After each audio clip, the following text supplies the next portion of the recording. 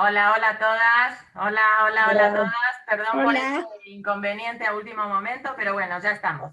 Vamos a continuar con lo que estábamos estudiando en Naví. En Naví estamos en Melahim Aleph, en el Perek Tetvav, Tetzain. Vamos a hacer un pequeño repaso de la semana pasada. Nosotros llegamos a la parte en la cual estamos haciendo mientras pasa una situación en un reinado, sucede una situación en otro reinado. Entonces, en el reinado de Yehudá, llega un rey que era muy tzadí, que se llamaba Asa, Aleph Samach Aleph, nosotros hablamos de él. Nada más él se equivocó en dos errores muy fuertes, que el Jobot Alevavot enumera primero como una falta de fe en Hashem, porque cuando él siente un inminente ataque del rey de Israel, que era el rey Baasha, él en lugar de rezar lo suficiente, lo primero que hace es ofrecer un dinero al rey de, ¿cómo se llamaba este rey? Al rey de Aram, que estaba en Damesek, para que lo ayude a pelearse, y vendió muchos de los tesoros del Bet HaMikdash y de los tesoros propios de su reinado para que el rey de Aram lo proteja. Y de hecho sí le sirvió esta mordida que le dio al rey de Aram para que él pueda liberarse de Baasha. Y el emete es que Baasha se sale del reinado, se sale y ya no molesta. O la otra opción que Jajamín dicen que él fue castigado porque él, al ser una guerra que no era necesariamente una guerra que él tenía que salir, hizo la ley de que tiene que salirse todas las Hatán Mejupató y Kalá Mejupatá, y también los Abrejim hizo cerrar todos los Kolelín, todas las Yeshivot para que todos vayan a la guerra, y eso fue una falta de emuna. Mientras tanto, en el Malhut de Israel lo que sucede es que se cumple la palabra de Hashem, que el rey de Yerobam con su familia tiene que estar completamente desterrado, todos se tienen que morir, y para tal efecto manda a un rey que se llamaba Baasha, pero Baasha no cumple, es decir, cumple con la palabra de Hashem de destituir, de matar, de asesinar a todos, pero él no merece ocupar ese lugar porque él sigue haciendo abodazara. Y a partir de ahí hay una seguidilla de reyes, uno mata al otro, Zimbri, y después viene Timni, y mientras una parte del pueblo estaba con Timni, otra parte del pueblo estaba con Omri, que él hizo nada más una cosa buena, que es construir una ciudad nueva en Israel, que se quedó como capital del Malhut de Israel, que fue la ciudad de Shombrom. Y por eso él va a tener el shut de que algunos miembros de su familia van a ser reyes en el pueblo de Israel, y todos los de Israel eran Reshaim, pero hubieron más Reshaim y hubieron menos Reshaim. Y ahora nos topamos con una personalidad muy interesante, que es la del rey Ahab. El rey Ahab es un rey muy rasha, igual como Yerobam, pero a lo mejor un poco peor, porque él deliberadamente se casa con una mujer tzidonit, no la convierte. Y esta mujer tzidonit adquiere una fuerza muy importante en el reinado. Como sabemos que en muchos matrimonios la mujer es la que manda. Y aquí Isabel no tenía vergüenza, a lo mejor por esa chutzpah de Goy, no tenía vergüenza de mostrar abiertamente que ella maneja, que ella controla. Y Ahab era como medio títere de los caprichos de Isabel. Obviamente no estoy justificando a Ahab, Ahab era muy consciente de lo que estaba pasando con su reinado y permitió que Isabel hiciera lo que quisiera. Y Ahab siguió llevándose por la idea de Isabel, y el Naví, y creo que con esto nos quedamos, el Naví en el Perek Lamed en el Pasuk Lamed del Perek Tetzain dice: Vayas Ahab ben Omri Arra bene Hashem Mijol asher lefanab. Él fue peor de todos los reyes que estuvieron antes. Entonces hay diferentes opiniones en Hazal a qué se refiere que fue peor. ¿Peor en qué sentido? Entonces nosotros explicamos una teoría, una explicación es que Yerobam, cuando hizo el Egel, no itkaben mamash que el Egel sea bimkom Hashem, que sea mamash una bodazara, sino que el Egel sea como el Egel fue en la época cuando los Yudim pecaron en el desierto, que sea un intermediario. Esa es una opinión. Al final terminó siendo mamash una bodazara. La segunda interpretación es de que él, como va a decir más adelante en el Perek Hafalef, que va a ser uno de los últimos de Melahim Aleph, el Pasuk va a decir en el Perek Hafalef que Ahab Asher Itmaker la Azot Arra Bene Hashem. como Ahab, que se vendió completamente para hacer mal. Quiere decir, Mojer atzmo la bodazara. Así dice el Tanjumá, él se vendió a la bodazara. ¿Qué quiere decir se vendió? Él quería borrar el nombre de Hashem completamente.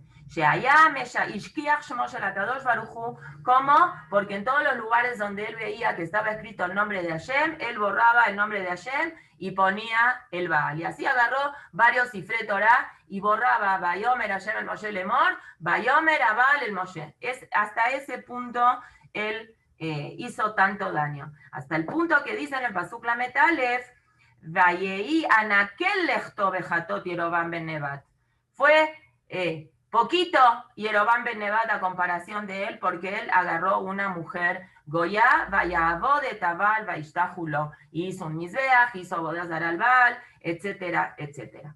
Ok, ahora vamos a toparnos, pero de adentro, de algo que en algunas ocasiones lo hemos dicho como alguna referencia de algo, pero ahora lo vamos a leer más de adentro, que es el Pasuk Lamed Dalet en Melahim Aleph Perek Tetzain, en el cual, en el transcurso del reinado del rey Ahab, Beyamav Bana Giel Beta Eli, había un personaje, un señor que se llamaba Giel, que él en verdad vivía en Betel, y Betkel es muy cercano de Yehuda. Y los Jajamim dicen que él en verdad era una persona que vivía en Betel, pero él no era de Betel, él era del Malhut Yehuda. Pero él se salió del Malhut Yehuda y se fue a trabajar con Ahab. En un principio, el Midrash dice, era una persona tzadik, era una persona buena, como casi todas las personas de Yehuda, que eran gente que seguía el cumplimiento y el lineamiento de Torah y Mitzvot. Pero bajo la influencia de su trabajo, se dejó llevar y empezó a alejarse cada vez más y más del camino de Hashem. Y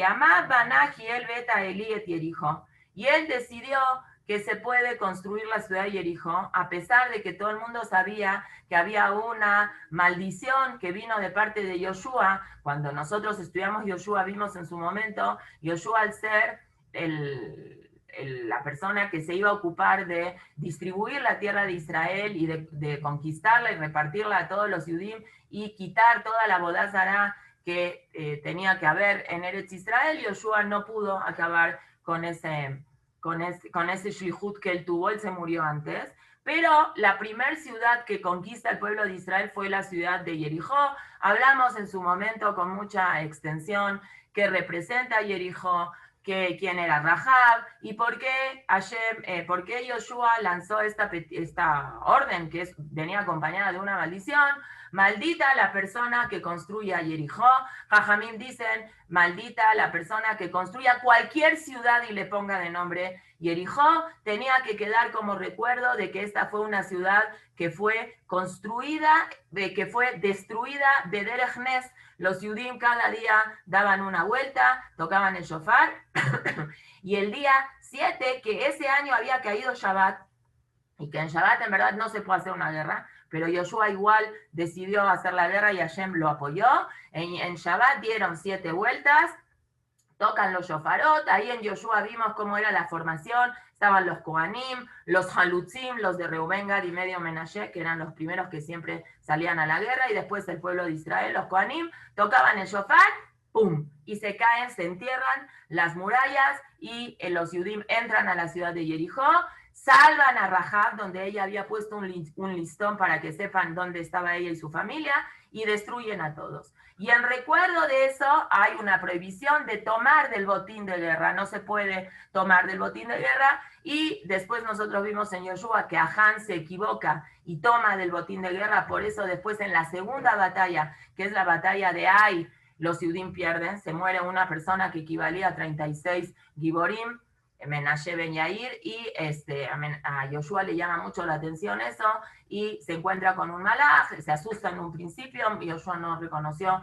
si y Malán o el Etzarenu le pregunta, ¿vienes o vienes a atacar o vienes de nuestro lado? Y Malaj le dice, no, te vengo a decir que cómo vas a hacer para conquistar la ciudad de Ai. Pero Yoshua estaba muy preocupado de qué pasó, por qué perdieron, y Hashem dice, yo no quiero hablar la Yonará, pero alguien hizo algo que está mal, hasta que descubren, gracias a Aarón, que fue un señor que se llamaba Han, que él en verdad tenía una buena intención, era una buena persona, pero de intenciones no se puede vivir. Hashem valora mucho las intenciones que tiene la persona, pero la vida de la persona son consecuencias de los actos que hace la persona. Por eso la Torá le da tanta importancia a Maaseh Uaikar. Si una persona tiene muchas ganas de decir tefilá, pero al final se le fue la hora y no dijo tefilá, estuvo mal.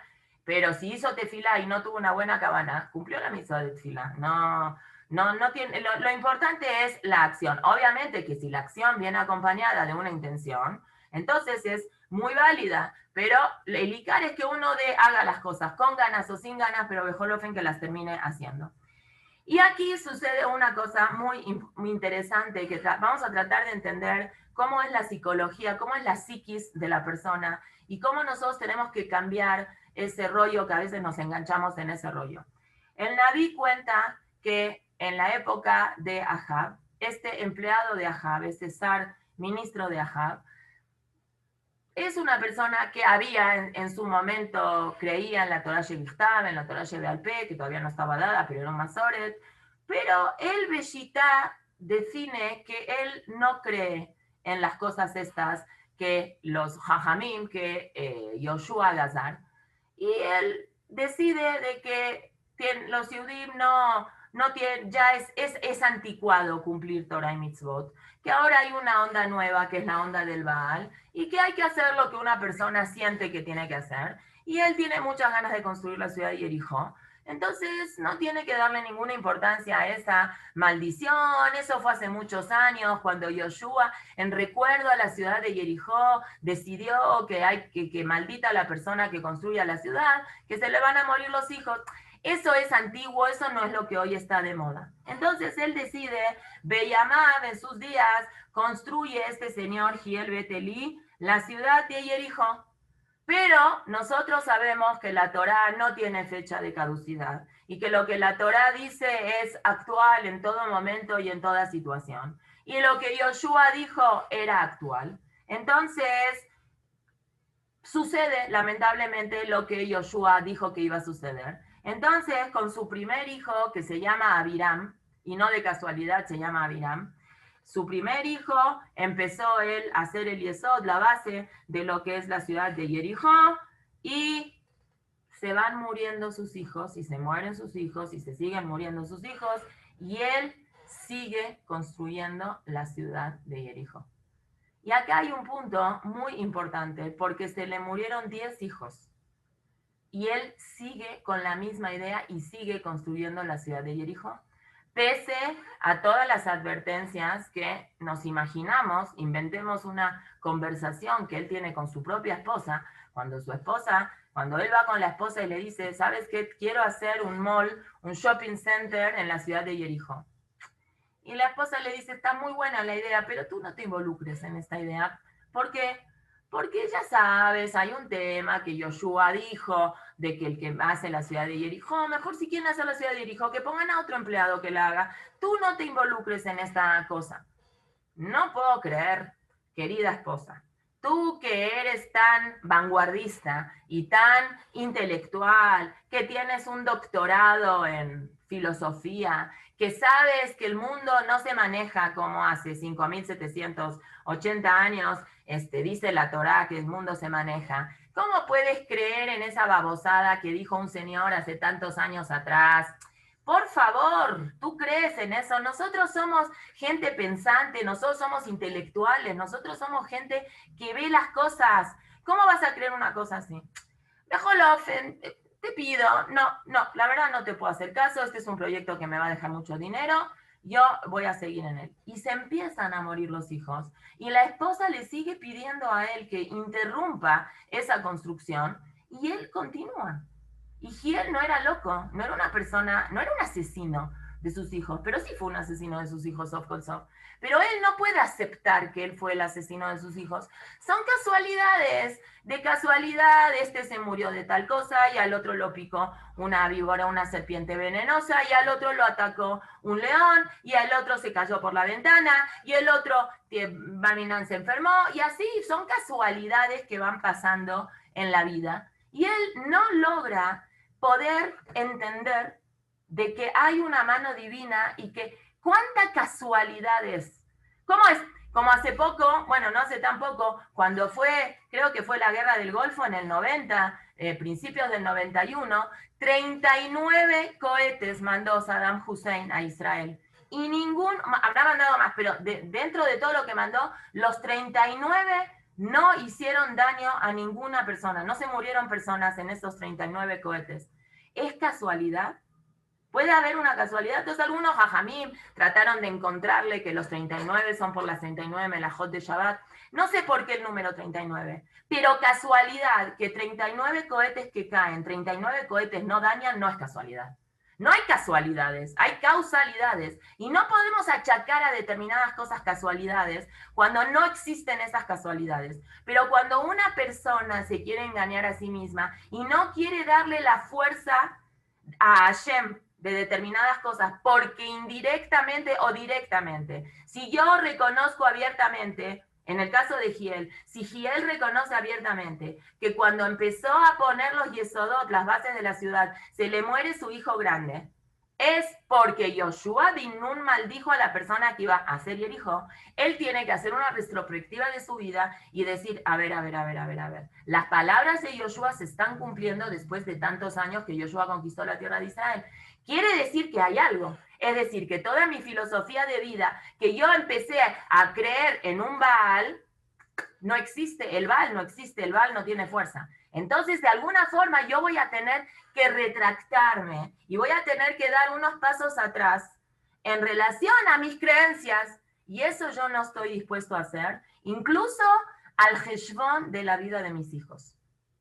Y eso es una cosa muy delicada, porque nosotros lo vemos extrapolado muy lejos de nosotros, con Giel y con Jericó y con el Baal, pero a lo mejor tenemos que vernos a nosotros mismos, yo me tengo que ver a mí misma. ¿Cuántas cosas a lo mejor yo le exijo a mis hijos o a la gente que está alrededor mío que ellos hagan, no porque en realidad a veces yo creo que eso es bueno para ellos, sino porque es algo que yo considero que es bueno para mí, que a mí me hace bien? Hace muchos años, yo cuando mis hijos eran más chicos, para mí era muy importante que mis hijos aprendan a tocar un instrumento musical.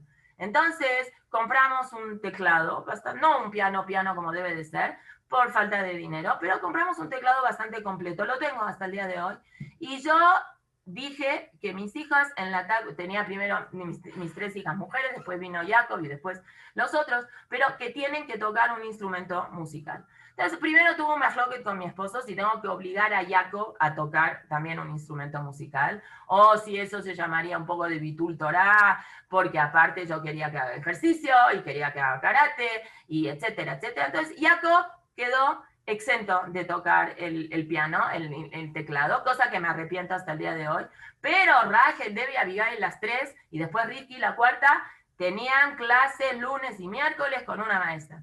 Y resulta que en la casa de la maestra había olor a cigarro y era un lío cada vez de ir, que hay olor a cigarro, que huele mal. Pero yo quería desarrollar en mis hijos la esta de la música, cosa que no estoy arrepentida. Estoy arrepentida que no presioné más para que sigan. Pero en un momento dado mi esposo me dijo, ¿por qué estás tan terca que tus hijas toquen el piano? A lo mejor es porque tú hubieras querido saber tocar el piano. Y como a ti no te enseñan a tocar el piano, a ti te enseñan a tocar el acordeón, que pesaba 80.000 kilos y acá me dolían todos los hombros y era un baste abrirlo y cerrarlo y cuando uno lo abre y lo cierra cambia el tono de la música porque uno tiene que saber. Entonces, a lo mejor por tu propia frustración, tú quieres tanto que tus hijos sepan aprender un instrumento musical.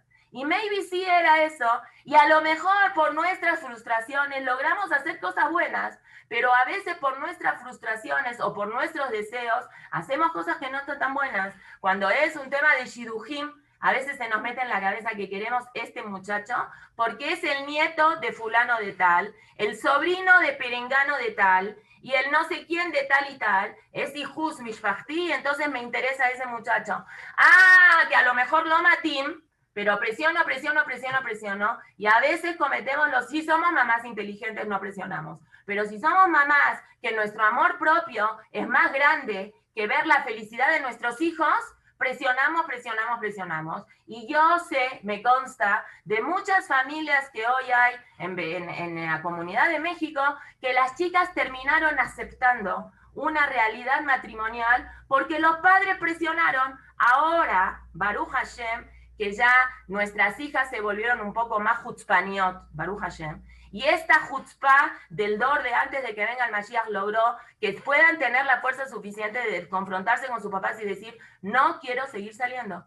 Pero hace 10 años, que gracias, no estaba todavía esa takaná que hay que casarse a los 18, y había niñas que yo conozco en lo personal, que a los 16 ya estaban comprometidas y a los 17 ya se tenían que casar. Ni siquiera les gustaba con quién se tienen que casar, ni siquiera estaban contentas, ni siquiera sabían lo que estaban haciendo. Simplemente ellas pensaban que estaban cumpliendo la mitzvah de Kibbutz Baem, que entre paréntesis, Kibbutz Baem no se cumple en Shidduchim. Casarse no hay mitzvah de Kibbutz Baem, ni tampoco Eretz Israel. Son dos cosas que si uno decide ir a Eretz Israel y los padres no están de acuerdo, mutarlo la lejet igual. Perdón que se los diga, pero en eso sus hijos no las tienen que hacer caso. Aunque no hay como el consejo del padre, que los padres somos los mejores consejeros. Claro, seguro, sí, eso no tiene ninguna duda. Y la jochma, la inteligencia de la persona es hacerle caso a los padres, porque los padres casi siempre quieren lo mejor para sus hijos, pero hay veces que nuestras negiot atzmiot, nuestro amor propio, puede llegar a ser tan fuerte que hasta incluso puede destruir nuestra propia familia y nosotros seguimos entercados en una idea y no la dejamos. Y así la seguimos porque como ya la compramos, ya la tenemos, ya es mía y ya no la quiero soltar. Y Giel Beteli es el mejor ejemplo de la tontería humana que puede llegar a haber en una persona. Él está viendo que sus hijos se están muriendo, que él está matando a sus propios hijos, él los está asesinando, construyendo la ciudad de Jericó,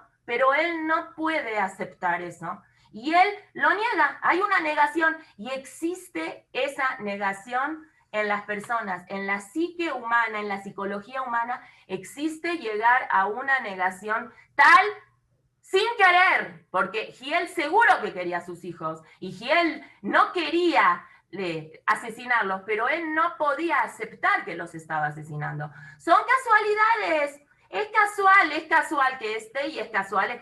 Es una negación completa. ¿Por qué? Porque en el momento que él logra aceptar que yo estoy matando a mis hijos, ¿qué tiene que hacer? O se suicida, o hace teshuva. ¿Cómo vive con eso? ¿Cómo vive con ese matzpun, con ese cargo de conciencia? No puede seguir viviendo así. Entonces, él decide no aceptar. Y es lo que va a pasar ahora. Y frente a esa no aceptación, no termina acá el tema con Giel. Ahora vamos a ver qué más pasa. Y voy a seguir leyendo y vamos a empezar el Perek Yud Zain. Entonces, no dice, en la Torah, en el Tanaj no dice, pero Rashi la Gemara cuenta, que cuando se están muriendo los hijos de Giel, y Giel trabajaba para el gobierno de Ahab, Hashem le dice a Eliyahu Anabí, tienes que ir al Enahem Abelim.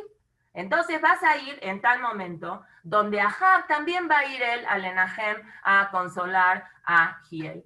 Y se encuentra Ahab con Eliyahu Anabí y con Giel. Y están ahí tomando café turco y están tratando de hablar un poquito de cosas para el Enahem a Giel. Y en un momento dado, Ahab, que era una persona completamente en contra de la Torá, era una persona muy interesante. Ahora en esto, pero aquí va a hablar mucho en la vida de Ahab. Era una persona muy como que él no sabía bien qué quería, pero él sabía muy bien qué quería. Por un lado, muy respetuoso de Eliyahu. Por otro lado, hacía lo que se le pegaba la gana. Por un lado, no creía mucho en lo que los hajamim, en lo que Eliyahu dice, pero sí creía mucho en la Torah Shevichtav. Tenía así ese tipo de cosas. Entonces, cuando va a dar el pésame, Eliyahu Anabí en la casa de Giel, y está presente Ahab le hace la siguiente pregunta. Dice Rashi en el pasuk Hay Hashem, todavía no voy a leer para que vean cómo es que llegó Eliyahu a hacer lo que hizo. Cuando Ahab fue y estaban ahí, estaban los tres sentados, y a Hashem le dijo, ve a dar el hater, le dijo a Kadosh Baruj Hu, Eliyahu Anabí, dice el Midrash, el Yerushalmi en Sanedrín, Eliyahu Anabí le dijo, tengo miedo de ir porque yo soy persona non grata. Yo siempre vengo a decir las palabras de Hashem y a ellos a nadie le gusta y va a estar Ahab ahí y me va a querer matar. Entonces Hashem le dijo a Ahab, no te preocupes, todo lo que tú, si tú ves que dicen algo en contra de la Torah, todo lo que tú digas yo voy a permitir que se cumpla. Ok, entonces él va y le dice a Ahab, muy mal educado, a Eliyahu Anabí, ¿quién era más grande, Moshe o Yoshua? ¿Cuál es la pregunta? La Torah, los Jajamín dicen, Moshe que ora jamás, de Yoshua que pnea levana. Moshe era más grande que Yoshua, no en el sentido de que podemos comparar tzadikim, no, pero la grandeza que tuvo Moshe de subir 3 veces al Shamayim, de hablar con Hashem, panim el panim, lo kamna vive Israelot que Moshe. No hubo alguien tan grande como Moshe. Yoshua era el alumno de Moshe. Yoshua era como Moshe en su tiempo, pero a comparación de Moshe, era como la luna, tenía la luz de Moshe. Ah, qué raro, le dice a Ahab. ¿Por qué? Porque fíjate qué está pasando ahora. Lo que dice Yoshua se cumple. Yoshua hizo una gezerá que el que construya Jericó se le van a morir los hijos y que en el que se le va a morir su hijo grande cuando empiece las bases y su hijo más chico cuando termine la construcción. Eso lo vimos que se cumpla. Pero Moshe Rabeno en la Torá, la parashá de Beit Hanan, dice lo que decimos todas las mañanas, dejará a y lo decimos en quedito porque son cosas malas. ¿Qué va a pasar? Si no vas a cumplir la palabra de Hashem, Hashem se va a enojar y ¿qué va a mandar? Hambre. Va a dejar de llover. Y ahora nosotros estamos haciendo Avodah Zará free. En todos lados hay Avodah Zará. El tamaño que quieras, el color que quieras, la elba, la ashera, la Avodah Zará que se te ocurra. Y está lloviendo todos los días como que si no pasó nada. Entonces Eliyahu Anabí le dice, ¿ah, sí?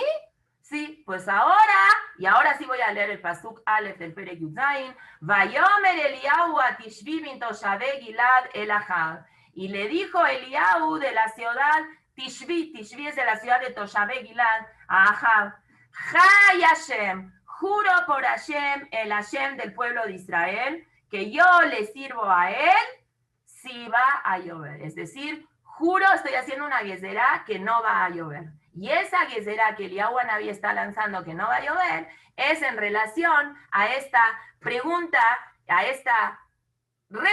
este reto que está haciendo Ahab con Eliyahu Anabí de decir, ah, mira, con lo que dijo Yoshua sí se cumple, lo que dice Moshe no se cumple, entonces Eliyahu dice, ah, no se cumple, vas a ver cómo ahora sí se cumple. Ahora, lo que hizo Eliyahu Anabí es algo que ningún ser humano lo puede hacer, porque acá los Jajamim y todos dicen, hay 3 llaves que nada más puede hacer Boreolam. Hay 3 verajot que ayer nada más manda vía él, es de manera directa. ¿Cuáles son las 3 lluvias? Shloshá maftejot son nada más de Boreolam. Las 3 llaves son la llave de la capacidad de procrear hijos, nada más Hashem lo puede hacer. Nosotros con la ciencia podemos, no voy a decir ayudar a Hashem, pero hacer cosas para que sea más fácil, los procesos de ovulación, las medicinas, el in vitro, diferentes tipos de reproducción asistida, pero el que hace que pegue la cosa es nada más Hashem.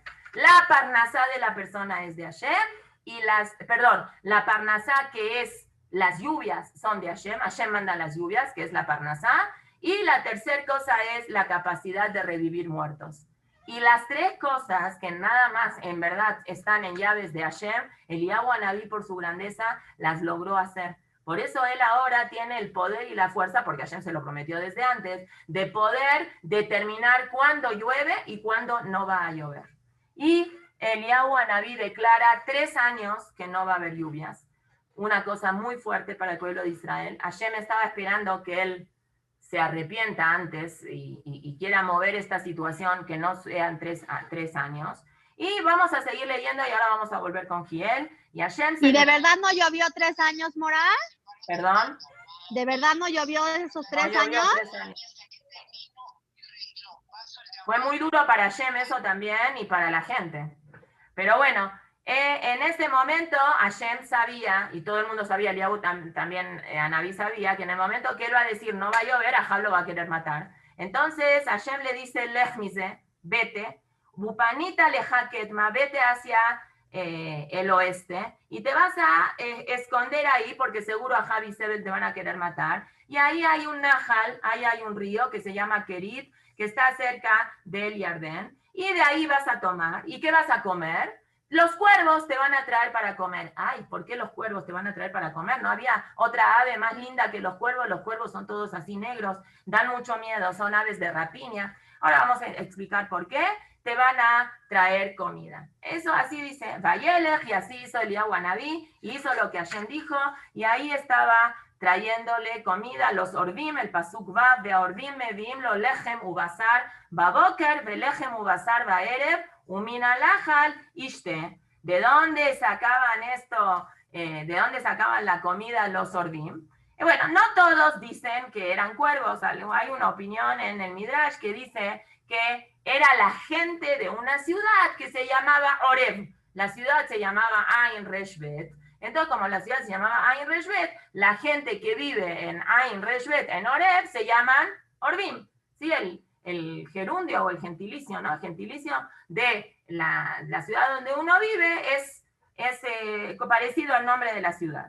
No, pero no es la única opinión. El Rabí Nehemiah en el Midrash dice Orvim Mamash. Eran cuervos de verdad que le traían comida. ¿De dónde le traían la comida? Preguntan Jajamín. Entonces hay dos opiniones. O del rey de Yehudá, que se llamaba Yoshafat, que era el hijo de Asa, que era una persona muy tzadik y que comía kasher. O de la casa de Ahab, que ahora vamos a ver que Ahab, aunque era un rayá y era una veda bodazará, era makpid de comer kasher en su casa. Su casa era kosher 100%. Son cosas raras que a veces pasan. Ahora me acordé de una anécdota que contó una vez una persona muy cercana de mi papá. Mi papá, Baruch Hashem, así cuando vivían en Argentina, yo ya estaba casada cuando se fueron a vivir a Panamá, pero cuando vivían en Argentina, mis papás eran, hasta los 120, siempre traían muchos orjim a la casa en Shabbat. Mi papá es muy así, le gusta entablar conexiones interpersonales. Entonces, cuando veía a alguien en el CNIS que no lo reconocía, que no sabía quién era, le preguntaba, ¿tienes dónde comer hoy? No, bueno, vete a la casa. Entonces, había una situación, yo no había entendido muy bien porque era chiquita, pero había una situación con uno de los invitados que empezaron a llegar, Cabú, a la casa, que esta persona empezó a cumplir Shabbat, pero en algunas ocasiones, cuando mi papá lo buscaba y lo invitaba, evadía, no quería venir. Hasta que una vez mi papá ya le dijo, ya dime por cuál es el problema, ya tienes alguna situación que te pueda ayudar. Le dijo, la verdad me da mucha vergüenza tener que confesarte esto, que estoy saliendo con una chava. Ah, ¿y qué tiene de malo? Sí, pero la chava no es de nosotros. ¿Cómo? Alguien que ya comía kasher, que cumplía Shabbat y todo, y está saliendo con alguien que no es. Entonces mi papá le dice, ¿pero cómo? Le dice, sí, yo sé, pero la verdad es que la conocí en un lugar y sentí que hay una conexión y yo estoy segurísimo que es mi Nesib, que ella es mi pareja. Entonces, no puedo, yo no sé. Y entonces, me acuerdo que mi papá comentó, ¿cómo es que adentro de la cabeza de una persona funciona esta situación? El Señor... ¿y qué le dijo a mi papá? No, pero yo voy a seguir cuidando Shabbat y voy a seguir comiendo kasher, me voy a seguir poniendo tefilín, todo igual. ¿Cómo es adentro de una persona el trabajo que le hacen? Ahora, ¿por qué cuervos? ¿Por qué Hashem no escogió colibrís, no sé, un pajarito más lindo? Entonces, los jajamín preguntan, el Midrash también pregunta esto. Entonces, hay dos respuestas muy bonitas. La respuesta número 1, que a lo mejor es la más conocida, es cuando Noah está por acabar el diluvio. Noah, ¿a quién escoge para que vaya a ver si la tierra está seca o no? Noah escoge al cuervo. Y el cuervo da una vueltita y regresa. No quiere hacerle caso a Noah. Y ayer Noah se molesta mucho con el cuervo y el Midrash dice, yo no quiero ir, le dice el cuervo a Noah, porque yo sé que a ti te gusta mi esposa. Entonces seguro vas a aprovechar que yo me vaya. Es un Midrash. En los Midrashim hay dos interpretaciones, que se interpreta el Pshat del Midrash, y el Maharal de Praga dice, los Midrashim son para querer decirte algo. Que a ver, ¿qué? El cuervo pensó que no. Entonces Noah le contesta, dice el Midrash que Noah le contesta, Rayá, ¿en qué estás pensando? Con mi propia esposa Hashem me prohibió estar con ella. Hashem les prohibió a los esposos tener una vida de pareja. ¿Por qué? ¿Saben por qué? Para no reproducirse. No nada más por eso. Porque todo el mundo... Porque el mundo estaba sufriendo, ellos no podían tener un y la van a goce. pasar así, free, como si están aburridos y no tienen nada que hacer. No. Si todo el mundo está sufriendo, ustedes, mishtatfim, participan también en el sufrimiento del mundo. Bueno, estamos encerrados acá en la teba, ¿no es más sufrir? No, nada, cero. Ok, entonces, Noach se molestó muchísimo y Noach hace una tefilá a Hashem y le dice a Hashem, suelto a Loret y suelto a su pareja y que ya no existan más animales así ya no exista más que Ilu. La idea sería la filosofía de ser tan morboso en la cabeza y de pensar así. Y Hashem le dice, no, si yo te mandé que Loret se tiene que quedar en la teba con su señora esposa, es porque ellos tienen un shlihut. Y ahora él no te hizo caso y después tú vas a mandar a la Yonah, a la paloma, pero va a llegar un momento en la historia que vas a ver que ellos tienen una finalidad por la que están. ¿Y qué es el Oreb? ¿Cuál es? Acá con Eliyahu Anabí, los Ordim iban en la mañana y en la noche a la casa de Yoshafat, a la cocina de Yoshafat, a llevarse comida para Eliyahu Anabí. ¿Y por qué el Oreb? Bueno, primero la respuesta ya la contestamos, y la segunda respuesta es porque Hashem quería que Eliyahu entienda un mensaje. Si yo te estoy mandando vía un ave, primero que no es kasher, segundo que es feita, es así negra, es porque tienes que tratar de entender algo. ¿Qué quiere decir? No está bien lo que estás haciendo. Si yo te di a ti el mafteaj, te di la llave para que decretes que no haya lluvia. Y es verdad, y el pueblo de Israel necesita una cachetada, pero ya 3 años, es too much, es mucho tiempo para que esté sufriendo el pueblo de Israel. Sí son pecadores y sí están haciendo las cosas todas mal, pero Hashem quería que Eliyahu sea más Rahman con el pueblo de Israel. Y Eliyahu era muy caná y muy celoso, muy fuerte de la palabra de Hashem. Ok, entonces, Vaí Miketz Yamim, se seca, después de un tiempito, se seca el Nahal y Hashem lo hace a propósito, dice Rashi, para que él empiece a tener sed, ¿no? Es conocido que una persona comparte el dolor de la otra persona más si pasó por la misma situación, aunque nosotros que vamos a ser muy empáticos, más empático siempre va a ser una persona que pasó por una situación. De hecho, no sé, en mujeres que, por ejemplo, están teniendo problemas de reproducción, generalmente llaman a conferencias a alguna mujer que se tardó mucho tiempo en quedar embarazada, para que ellas les dé fuerza.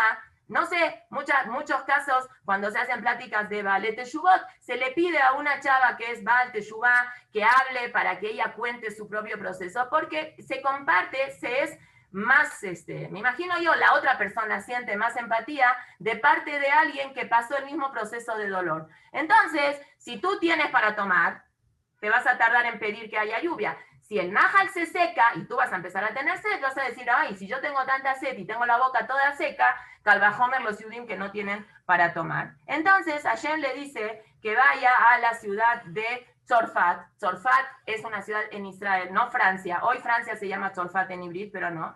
Que quedaba cerca de la ciudad de Tzidón. Y ahí va a estar una señora viuda, y esta señora viuda te va a mantener. Entonces, así es, él va a la ciudad de Tzorfat, llega a la ciudad, a la puerta de la ciudad, y se encuentra con una señora que estaba Mekoshesh Tetzim, estaba amarrando leña. Vaikra Elea y la llama y le dice, dame por favor un poquito de agua para que yo pueda tomar. Batelech la caja, Vaikra Elea, y ella fue a su casa para darle un poquito de agua, y le dice, por favor, ¿me puedes dar un poco de un poco de pan? Y ahí la señora le dice, Jai Hashem me lo queja, te juro por Hashem, que tengo una medida muy chiquitita de harina y muy poquitito de aceite. Y yo estoy ahora preparando la leña para prepararle algo para comer con este poquitito de harina y esta poquitita de aceite a mi hijo. Vivimos mi hijo y yo. Veajalanu, vamatnu. Y si no vamos a comer esta medida chiquitita, ambos, tanto mi hijo como yo, nos vamos a morir.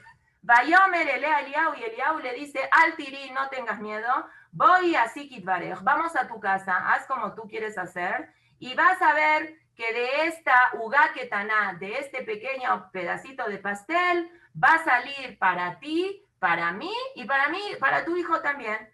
Y así es, porque Hashem dijo, y este es otro de los milagros que hizo Eliyahu. Eliyahu en su vida hace 8 milagros, y después Elisha le va a pedir que él quiere hacer el doble de milagros, eso es en Melahim Bet, y Elisha va a hacer 16 milagros, algunos muy parecidos a los de Eliyahu Anabí. Y dice, Koamar Hashem, así dijo Hashem en lo que Israel, cada kemach lo tijla, la vasija de harina no se va a acabar, betzapajat Hashem en lo texar, y la vasija de aceite no se va a terminar, ad yom tet Hashem geshem adama, hasta que empiece la lluvia. Y así fue. Y él se quedó a vivir en casa de ella, y siempre los tres tuvieron para comer y para tomar, hasta que en algún momento dado Eliyahu Anabí va a tener que hacer tefilá para que empiecen las lluvias. Y aquí el Naví... Pero Mora, ¿qué zehut tuvo ella para que él se quede a vivir en su casa? Tener un Naví tiene que tener algún zehut. Sí, dicen que ella era la mamá de Yoná Naví. Nosotros en Kippur vamos a leer, en Minjá de Kippur se lee la Haftará de Yoná, la historia de Yoná, de que se lo traga la ballena, todo esto. Este Naví Yoná era el hijo de esta señora Almaná. Era una mujer muy buena, por eso Hashem la mandó con ella.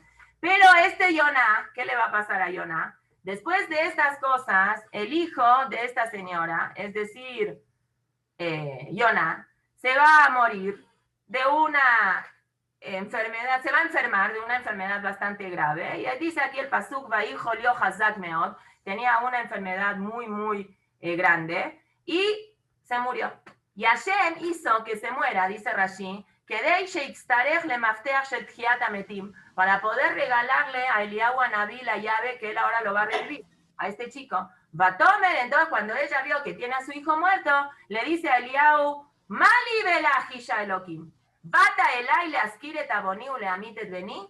¿Qué onda contigo? Hasta que tú viniste, yo era la tzadeket de la ciudad. Ahora que tú viniste, seguramente en el Shammai me abrieron los libros. Vieron que yo no soy tan tzadeket a comparación tuya. Entonces, pum, me la dieron, vino a mi datadín y me quitó a mi hijo. Bata, Elai, le askire taboni, viniste para recordar que el abón, ¿qué abón? Ningún abón, lo que ella quiso decir es eso. Yo en comparación a ti, me parezco que soy una reshait. Lo que dijo ella es una tontería, y la misma tontería ella la repitió de Lot. Lot hizo exactamente lo mismo. Lot, cuando tiene la posibilidad de irse a vivir con Abraham Avinu o vivir lejos de Abraham Avinu, ¿qué análisis hace Lot? No, yo no me puedo quedar al lado de Abraham Avinu porque yo al lado de Abraham Avinu no voy a ser nadie.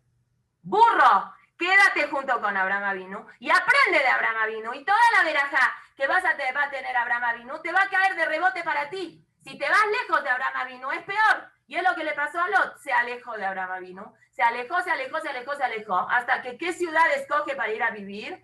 La mejor ciudad del mundo. Claro, económicamente era la mejor ciudad. La gente plantaba, y lo que plantaba le duraba 40 años.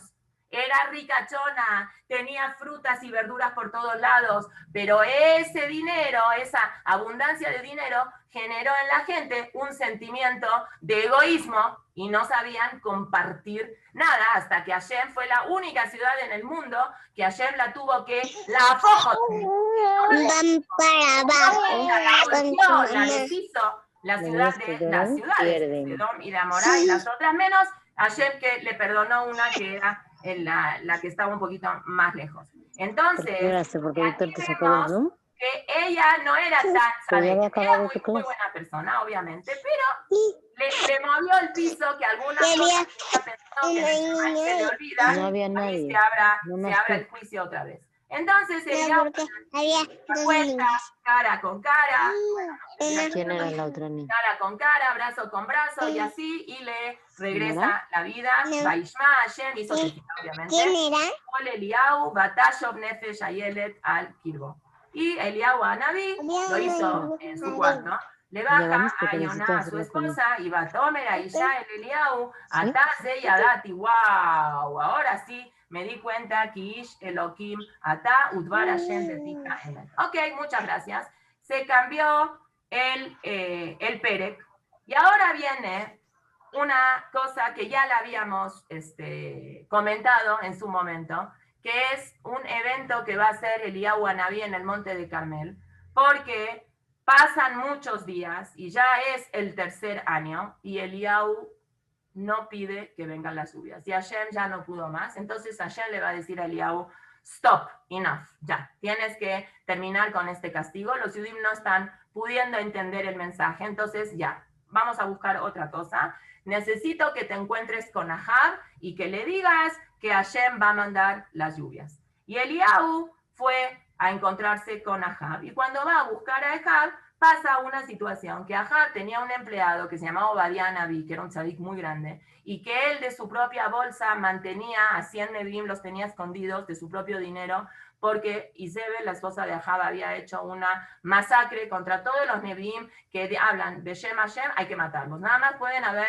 Nevi'im del Baal. Entonces Obadiah escondió 50 en un lugar, 50 en otro lugar, y él los mantenía ahí ocultos y les daba de comer. Entonces, nadie sabía eso. Hay que recalcar una cosa muy importante que sí había en la generación de Ahab, que no hubo en otras generaciones, aunque la gente, Ben Adam la Makom no se portaba bien, Ben Adam la Javeró tenía un punto muy bueno. No era gente chismosa. La gente no hablaba la Shonara en la época de Ahab. Por eso los Jajamín cuando hablan dicen que a Ahab cuando salía a la guerra no se le morían los soldados. David Amelech, a veces cuando salía a la guerra se le morían los soldados, pero a Ahab no se le morían los soldados porque la gente no hablaba la Shonara. ¿Cómo? No puede ser un secreto que haya una persona que tenga escondidas 50 personas en una casa. 50 personas hacen ruido.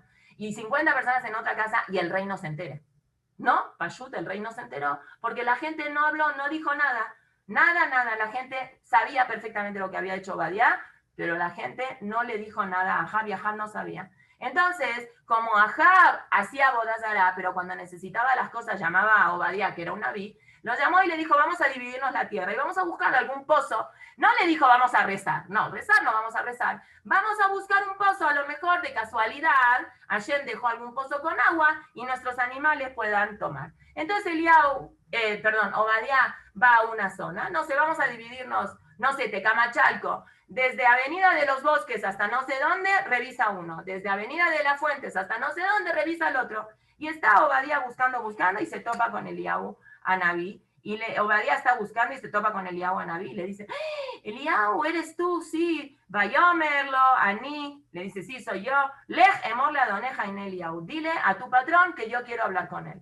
Y Obadiah le dice, me da mucho miedo, porque tú a veces haces esas cosas, estás, no estás, desapareces, no desapareces. ¿Qué tal si yo le digo que Eliyahu quiere hablar con Ahab y de pronto Eliyahu desaparece, me haces quedar mal, me va a matar y yo tengo que le farnés a 50 Nevi'im de un lado, 50 Nevi'im del otro lado? No me hagas esas cosas. Eliyahu le dijo, no te preocupes, si yo te digo que voy a estar acá, aquí me quedo. Y se encuentra Eliyahu Anabí con Ahab. ¿Y cuál es la bienvenida que le da Ahab a Eliyahu Anabí?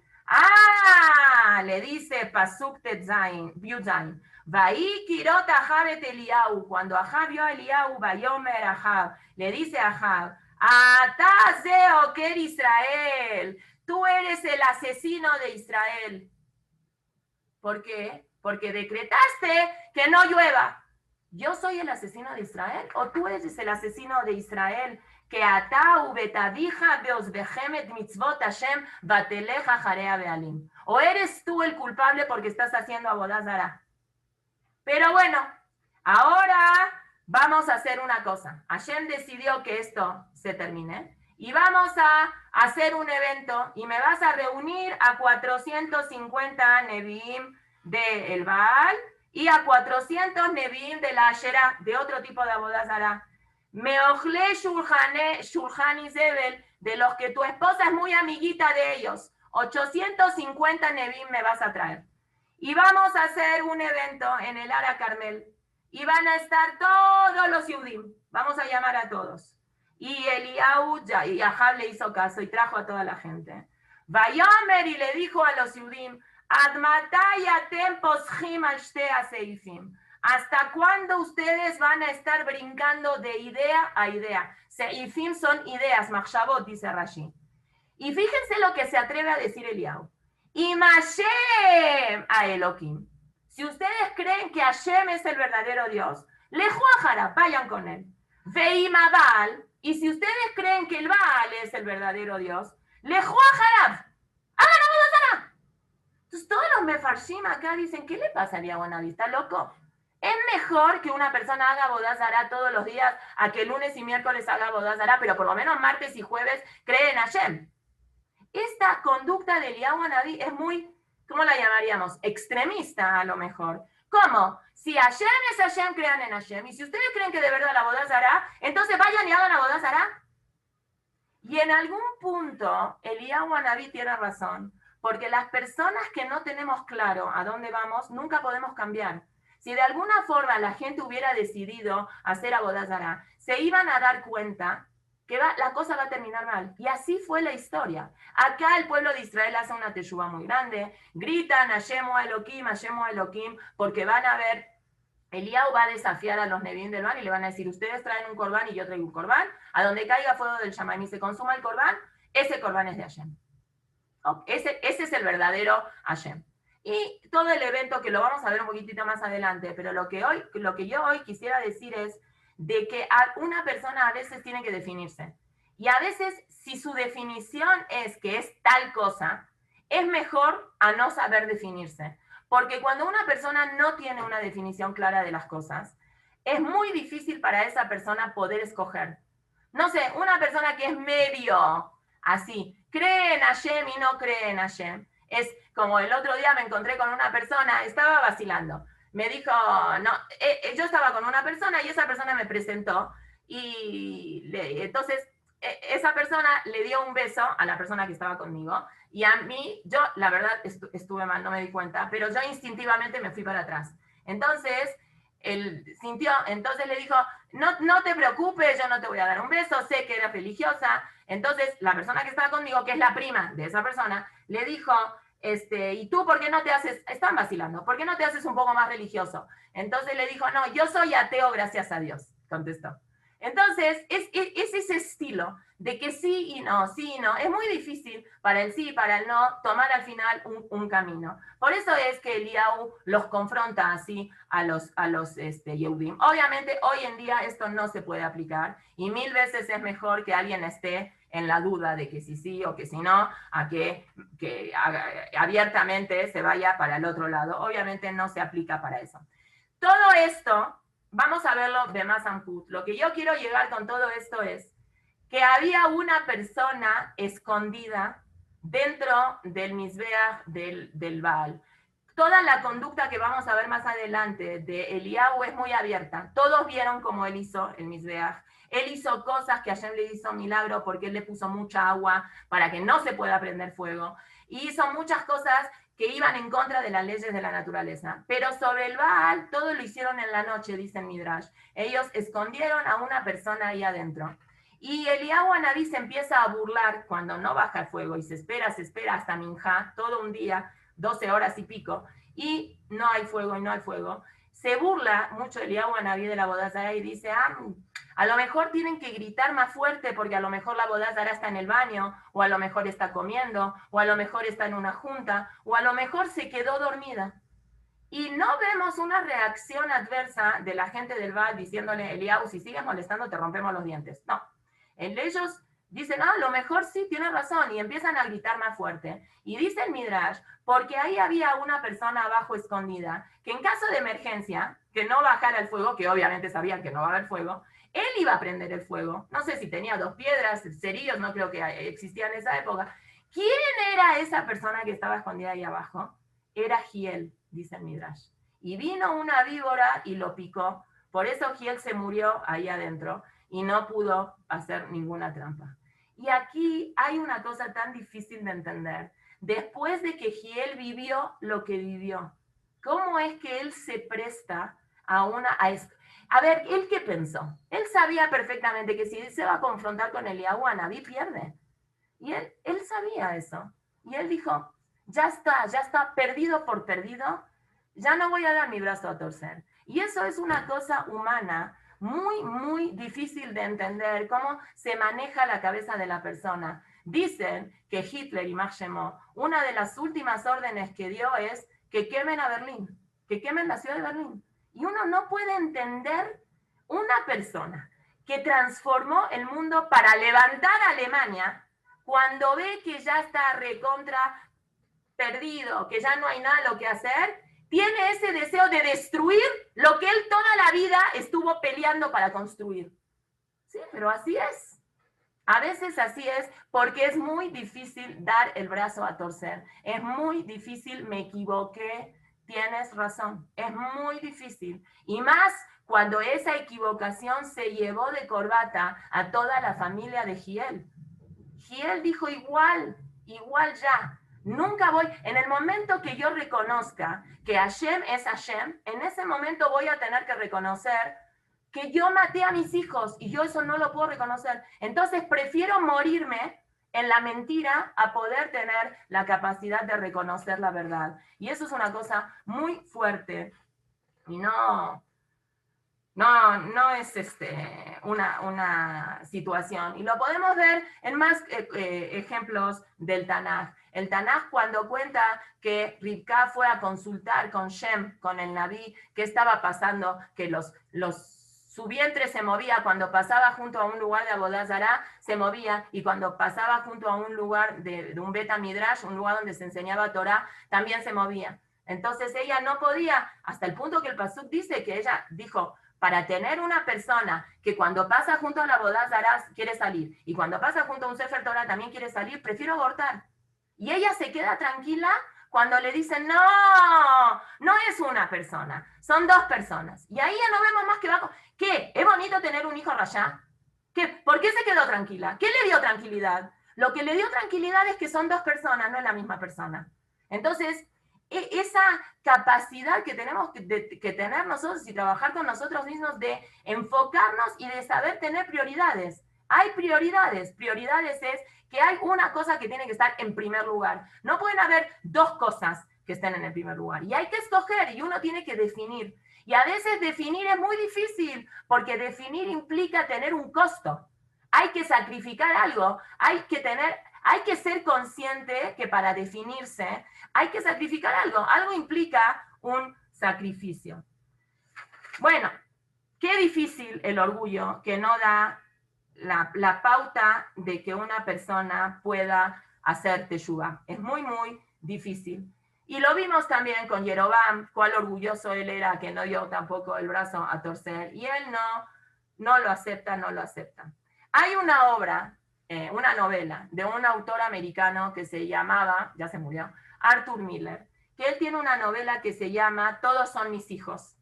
Y en esa novela, es una novela basada en la historia, que más o menos fue escrita, no más o menos, fue escrita porque me fijé en Google, en 1947. Y está basada en una historia de dos socios, dos personas que eran socios, y que estos dos socios fabricaban refacciones para aviones. Y en un momento dado, por la rapidez que hay que hacer, era la Segunda Guerra, las refacciones para los aviones, uno de los dos socios decide de que las refacciones no tienen que salir tan bien. Empieza a vender refacciones para los aviones que están irregulares, que están falladas, que no están bien. Y se empiezan a caer los aviones en la guerra y los mandan a juicio. Y él evade toda la responsabilidad, sabiendo que él era responsable, pero él no tiene la fuerza de asumir esa responsabilidad. ¿Y qué hace? Lo meten en la cárcel al socio del que él no tenía nada que ver. En uno de esos aviones viaja un hijo de él y el avión se cae. Hay dos versiones, o que el avión se cae por culpa de la refacción, yo no he leído la novela, o que el muchacho, cuando se da cuenta que su papá está vendiendo aviones que son fallados y no tiene miedo y no le da miedo y eso está matando a gente inocente, él decide estrellar su avión, él se suicida. Pero hay una parte en esa novela que a mí me llamó la atención. Yo no leí la novela, pero leí nada más una partecita de la conversación de la esposa que tiene con los hijos, porque uno de los hijos empieza a investigar y se da cuenta que el papá tiene la culpa y confronta al papá, hasta que al final el papá se mata, prefiere matarse antes de ir a la cárcel, y gracias a eso se pudo liberar a la otra persona. Pero hay una parte, una oración muy fuerte, que es la negación que tiene la esposa del señor frente a lo que está haciendo el esposo. Y en un momento esta señora dice, no puede ser que papá es el culpable de los aviones que están defectuosos, porque nuestro propio hijo, que ella todo el tiempo estaba esperando que regrese vivo, y se niega a aceptar que está muerto. Nuestro propio hijo pilotea un avión de su papá. Y si el papá haría las refacciones y estarían falladas, eso quisiera decir de que el papá mató a su hijo. Y los padres no matan a sus hijos. Así es lo que dice esta novela de 1947, escrita, no sé si Miller era judío o no, hay muchos Millers. Goy, de hecho, había uno de los grandes nazis, tenía de apellido Miller y le molestaba mucho que habían muchos Yehudim de apellido Millers, hay Yehudim de apellido Millers y hay Goyim también de apellido Millers. No sé, pero este señor Arthur Miller entendió la psicología de la persona cuando la persona decide estar en un estado de negación. Y eso es lo que hizo Giel. Giel entró en un estado de negación. Giel entró en el estado de que si papá es el que hizo la refacción mal, no puede ser, porque a lo mejor por culpa del papá el avión del hijo se cayó, entonces eso sería que el papá mató a su hijo y los hijos no matan a los padres. Ese pensamiento movió otro pensamiento y ese pensamiento hizo de que uno no pueda retractarse. Y eso nos pasa mucho a nosotros las personas también. Cuando nos enganchamos en algo y después se nos hace muy difícil poder dar el brazo a torcer y decir, perdón, me equivoqué. Es mucho más fácil decir perdón, fácil en el sentido de a futuro. En el momento es dificilísimo. Uno, no sé, yo qué sé, uno metió la pata, fue un accidente, metió la pata. No es que metió la pata con conciencia, sino metió la pata, no sé, tenía que mandarle un mail a una persona, no sé, vamos a inventar una situación. Estoy trabajando en una empresa y mi jefe pesado me pide que le mande un mail con no sé qué cosas a alguien. Y yo le escribo un mail o un WhatsApp. En el WhatsApp puede pasar mucho que se cruzan conversaciones. Entonces le mando el WhatsApp que le quería mandar a mi amiga diciendo el jefe es un pesado, ya me tiene cansada, no sé qué. Se lo mando al jefe. Entonces ahora Baruch Hashem, WhatsApp inventó la nueva modalidad de eliminaste el mensaje. Entonces, si tuvimos el Asiata Dishmaya, que el señor todavía no lo leyó, puedo eliminar el mensaje y él no se entera nunca. Hay mucha gente que manda mensajes, la otra persona la lee, se hace la mencita y la otra persona después eliminó el mensaje y como que no pasó nada. Está bien, Shtuyot, pero vamos a decir en este caso que Mamash es una metida de pata, fue un accidente. Yo no quería mandarle ese WhatsApp al jefe, se lo quería mandar a mi amiga y lo crucé. ¿Cómo confronto después a mi jefe? ¿Qué hago? Opción 1, no le digo nada, me hago la boba. Opción 2, no, yo no me refería al jefe de este trabajo. Yo me refería al jefe de mi otro trabajo que tengo después. No sé. Estudiot. Al final termina uno embarrándose peor cuando uno dice cosas que no tiene que decir o pone excusas o miente. En el momento a lo mejor es lo más tranquilo para uno, pero mentir, si uno metió la pata, yo qué sé, habló mal de alguien, no sabía que ese alguien estaba atrás de él y metió la pata, la regó, lo más fácil, no es lo más fácil, lo más difícil a lo mejor, pero lo mejor, lo más eficiente, lo más eficaz es acercarse y decir, la verdad me siento muy mal. Ah, ya se me ocurrió otro ejemplo, que eso nos puede pasar a nosotros. No le prestamos el coche a nuestros hijos y mi hijo agarra el coche, se lo lleva aunque no lo presté, aunque no se lo presté y lo choqué. Lo chocó, él chocó mi coche. Bueno, yo me voy a dar cuenta al final porque voy a ver el rayón del coche, voy a ver. ¿Qué hay que hacer en ese momento? Perdí el anillo de boda, yo qué sé, por distraída. Fue un accidente, no es algo que yo metí la pata con culpabilidad. Me metí la pata sin querer. Calvajón en el caso de Giel Beteli, que la metió la pata, pero súper a propósito y súper consciente. Lo más eficiente es reconocer y pedir una disculpa. Pero a veces reconocer y pedir una disculpa implica, no a veces, siempre, pedir una disculpa implica un ataque a mi ego. Y eso es lo que Giel Beteli no lo pudo soportar. y Jeroboam tampoco lo pudo soportar. Y preferían seguir amarrados a una idea que ellos sabían que no era verdad, con tal de no bajar la cabeza y decir, yo me equivoqué, Hashem, Eliyahu Anabí, Ahiyá, Shiloni, tienen razón, me equivoqué. Es muy difícil y el Tanaj nos está mostrando hasta dónde la prepotencia y el orgullo y el estar aferrado a algo puede generar en la persona tanto daño y la persona es consciente de ese daño y no dar el brazo a torcer. Hay que tener mucho cuidado de no caer en eso porque es muy difícil esta situación. Ok, vamos a dejar hasta acá y Besat Hashem, el miércoles que entra seguimos con lo que pasó en Ara Carmel. Muchas gracias, bye. Gracias, Mora. Gracias, Mora. Bye, bye.